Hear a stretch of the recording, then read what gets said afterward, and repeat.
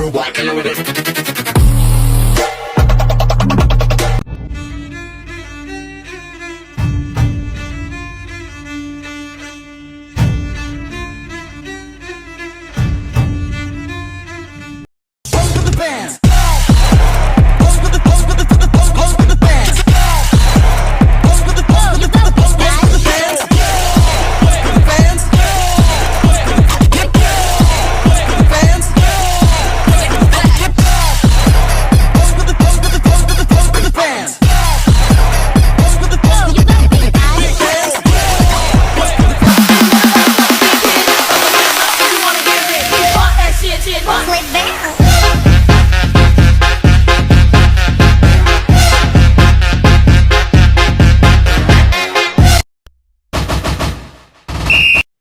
Assalamualaikum warahmatullahi wabarakatuh. Perkenalkan, nama saya Safira Aulia Rahmadiani, kelas A522, NPM 22144600199. Di sini saya akan membahas tentang pengantar ke arah pendidikan komparatif. Problem paling nyata dihadapi bangsa-bangsa di dunia sekarang ini adalah kenyataan dunia yang semakin berubah teramat cepat. Menurut James Martin 2006, dewasa ini dunia tengah mengalami perubahan sangat mendadak, dahsyat, dan revolutif dalam segenap aspek kehidupan umat manusia. Dalam karyanya berjudul The Meaning of the 21st Century, A Vital Blueprint for Ensuring Our Future, James Martin menyebutkan bahwa sekarang ini tengah berlangsung perubahan amat mendadak, dahsyat, dan bersifat evolutif dalam segenap aspek kehidupan manusia. Sehingga apa yang disebut the reward, leonardy, assured deadness menandai kompleksitas masa depan dipicu oleh kemajuan ilmu pengetahuan, teknologi, ekspektasi masyarakat, serta akibat-akibat lain baik yang direncanakan maupun yang natural seperti bencana alam. Kemajuan umat manusia tercermin dari perkembangan mayoritas bangsa setelah mencapai kemakmuran atau prosperity dan kesejahteraan atau welfare. Ini menandai era peradaban baru dengan segala fasilitasnya.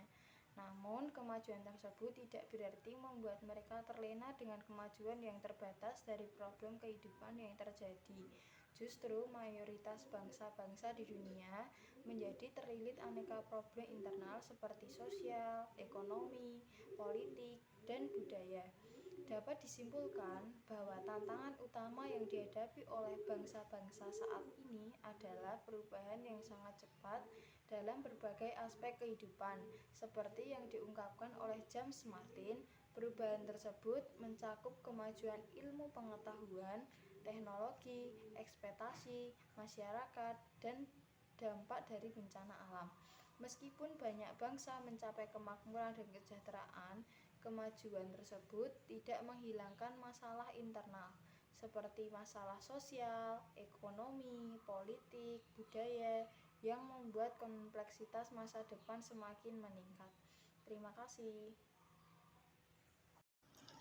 Fritjof Capra 1997 menunjukkan aneka problem kehidupan tersebut, antara lain terlihat dari merebaknya penyakit virus HIV atau AIDS, meningkatnya kriminalitas, ancaman senjata nuklir, polusi, infeksi, dan krisis energi.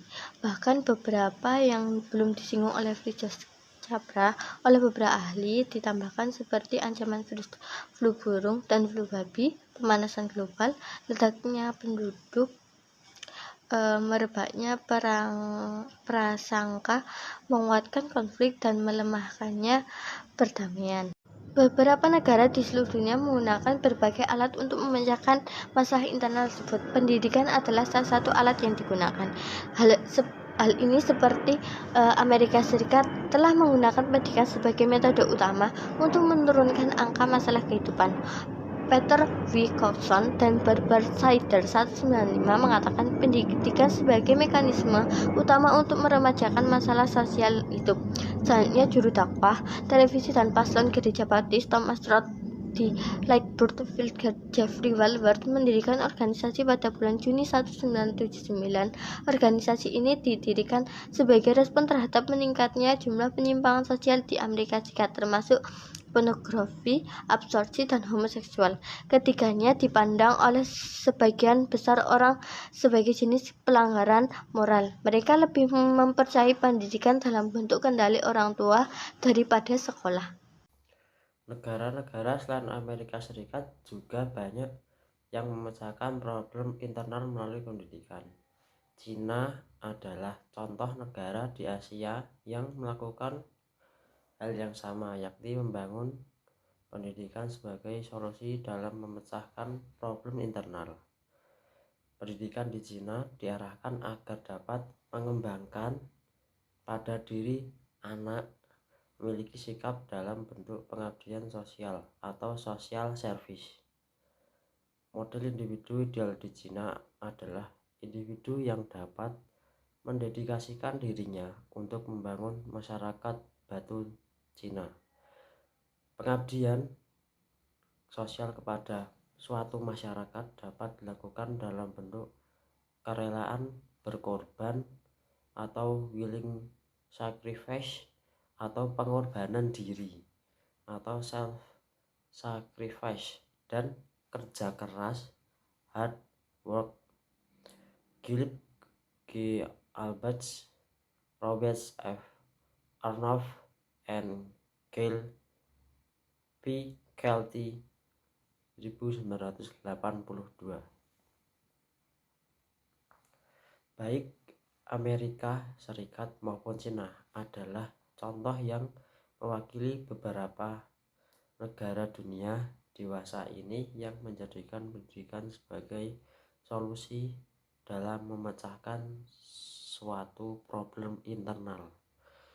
Menurut William Glasser tahun 1993, pembangunan kualitas pendidikan dimulai dengan menjelaskan 5 kebutuhan dasar, yaitu yang pertama cinta atau love, yang kedua kekuatan atau power, yang ketiga kesenangan atau fun, dan yang keempat kebertahanan atau survival. Untuk mewujudkan suatu pendidikan yang berkualitas tersebut, satuan pendidikan yang berkualitas tersebut harus diawali dengan kesepakatan bersama daripada para aktor pendidikan. Dalam hal ini, dewan sekolah, kepala sekolah, guru, siswa, tenaga kerja administrasi, dan komunitas di sekitar secara kolektif bertekad mendedikasikan dirinya demi perbaikan dan peningkatan kualitas sekolah. Visi kualitas sekolah difokuskan pada kebutuhan pengguna atau konsumennya, mendorong keterlibatan total komunitas dalam pensuksesan program, mengembangkan sistem pengukuran nilai tambah pendidikan, menambah sistem penunjang yang diperlukan staf dan siswa untuk mengelola perubahan serta melakukan perbaikan berkelanjutan demi tercapainya hasil pendidikan yang lebih baik. Secara historis, pendidikan kooperatif sebagai suatu studi telah memiliki sejarah yang amat panjang. Menurut William W. Brickman, dalam Police Weight tahun 1988 disebutkan bahwa umat manusia telah saling bertukar informasi tentang pendidikan sudah berlangsung sejak zaman kuno, yaitu sejak manusia antar bangsa di dunia ini saling berinteraksi dan melakukan kontak sosial dalam satu wadah yang disebut perdagangan, peperangan, dan misi keagamaan. Terdapat beberapa pengertian pendidikan komparatif menurut para ahli. Yang pertama yaitu menurut Nicholas Hans mengartikan pendidikan komparatif lebih ringkas, yaitu sebagai ilmu yang mempelajari perbandingan sistem-sistem persekolahan. Sedangkan menurut Suryati Sidarto pada tahun 1989 dalam bukunya Pendidikan di Negara Berkembang, suatu tinjauan komparatif mengartikan sebagai suatu ilmu yang mempelajari perbandingan antara pendidikan formal, non-formal, dan informal baik dalam satu negara dari dua sistem yang berbeda maupun antar dua atau lebih negara yang berbeda. Dari beberapa pendapat di atas, kita bisa menyimpulkan bahwa pendidikan komparatif itu adalah sebuah ilmu yang mempelajari tentang sistem-sistem pendidikan, baik dalam satu negara maupun antar negara, yang menyangkut dalam 3 hal, yaitu yang pertama, pendidikan formal, non-formal, dan informal. Yang kedua, teori serta praktek dalam pendidikan. Dan yang terakhir, latar belakang sosial, ekonomi, budaya, dan lain sebagainya yang mempengaruhi sistem pendidikan. Di sini saya akan menjelaskan contoh studi kasus yang pertama, yaitu pendidikan di Finlandia pada tahun 1980 tidak lebih baik dari pendidikan di Indonesia. Namun, dalam 30 tahun terakhir, Finlandia mengalami kemajuan. Nah, yang sangat pesat di bidang pendidikan. Nah, ada beberapa hal yang membuat Finlandia maju dalam pengembangan pendidikan, terutama pada jenjang sekolah dasar. Di antaranya, ada dukungan pemerintah dalam memfasilitasi sarana dan prasarana pendidikan, serta penyediaan pendidikan gratis guru. Nah, untuk pendidikan gratis untuk semua guru, rata-rata pendidikan guru yang mengajar di sekolah dasar adalah lulusan program magister pendidikan dan bahkan lulusan dokter pendidikan. Sistem pendidikan di Finlandia berdasarkan pada kesetaraan, kerjasama, tanggung jawab, dan berbudaya, sehingga dapat memberikan hasil yang sangat efektif dalam mengembangkan pendidikan yang baik. Baik, di sini saya akan melanjutkan contoh kasus 2, pendidikan komparatif negara Jerman dengan negara Korea Selatan. Struktur jenis pendidikan di Jerman. Struktur sistem pendidikan Jerman secara formal meliputi DIR, pendidikan menengah, dan pendidikan tinggi tergantung dari negara. Bagian wajib sekolah di Jerman berlaku 9 atau 10 tahun. Dengan normal anak masuk sekolah pada usia 6 tahun, namun demikian sebagai anak Jerman, ada yang mengikuti pendidikan prasekolah secara sukarela pada usia 3-5 tahun. Adapun sistem pendidikan Jerman dapat divisualisasikan sebagai berikut. Pendidikan dasar dengan lama pendidikannya umumnya 4 tahun. Usia 6-9 tahun. Kecuali ibu kota negara Berlin melaksanakan sistem 6 tahun, sementara beberapa negara bagian yang lain melaksanakan pengajarannya.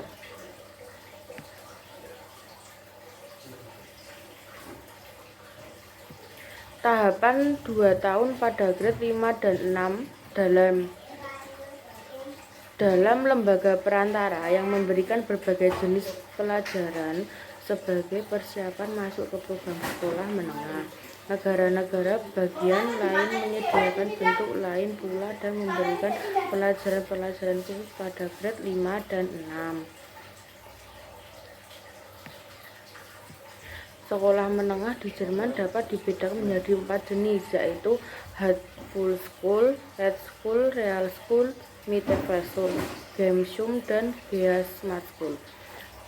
Hauptschule merupakan jenis sekolah yang menengah yang memberikan pengajaran diarahkan dan untuk memasuki pemegangan setelah siswa menerima sertifikat tamat belajar. High school merupakan jenis sekolah menengah yang memberikan pengajaran yang diarahkan untuk memasuki pemagangan setelah siswa menerima sertifikat tamat belajar, yaitu 7-9.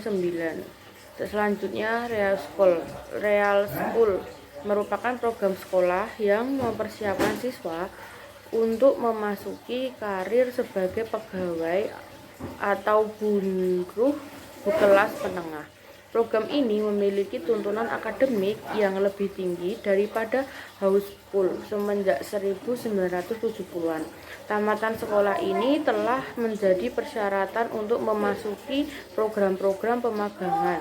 Sertifikat dari sekolah ini juga menjadi kunci untuk memasuki berbagai jalur pendidikan yang lebih tinggi. Untuk selanjutnya yaitu Gymnasium. Untuk gimnasium bertujuan untuk mempersiapkan siswa ke pendidikan tinggi, walaupun tidak semua lulusannya melanjutkan ke perguruan tinggi. Pada grade 5-10, isi kurikulum berverifikasi sesuai dengan jenis sekolah yang dimasuki. Isi kurikulum bervariasi sesuai dengan jenis sekolah yang dimasuki. Mulai grade 11, siswa dapat memilih spesialisasi dalam susunan yang agak rumit. Setelah berhasil menyelesaikan ujian pada grade 13, siswa berhak memasuki perguruan tinggi. Summit School merupakan sekolah yang menekankan program secara komprehensif bagi semua anak dalam suatu bidang. Dan anak-anak akan memperoleh sertifikat yang berbeda sesuai dengan bidang yang dipilihnya. Namun, karena tidak banyak kontroversi pada program sekolah jenis ini, maka tidak semua daerah yang membuka sekolah ini, hanya dibuka di daerah di bawah lender yang beraliran sosial demokrat.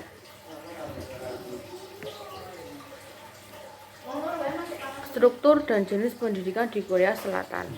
Secara umum, sistem pendidikan di Korea Selatan terdiri dari 4 jenjang. Yang pertama, sekolah dasar, sekolah menengah pertama, SLTA. Grade 1-6 SD, 7-9 SLTP, 10-12 SLTA, grade 13-16 pendidikan tinggi atau program S1 serta program pascasarjana S2 atau S3. Berikut visualisasi grade pendidikan yang dimaksud.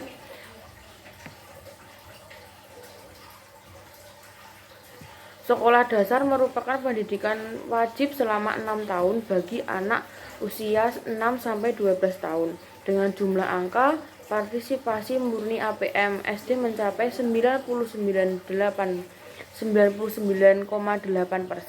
putus sekolah SD. SMP merupakan kelanjutan SD bagi anak usia 12-15 tahun selama 3 tahun pendidikan, yang kemudian melanjutkan ke SLTA pada grade 15-18 dengan 2 pilihan, yaitu umum dan sekolah kejuruan. Sekolah kejuruan meliputi pertanian, perdagangan, perikanan, dan teknik. Selain itu, ada sekolah komprehensif yang merupakan gabungan antara sekolah umum dan sekolah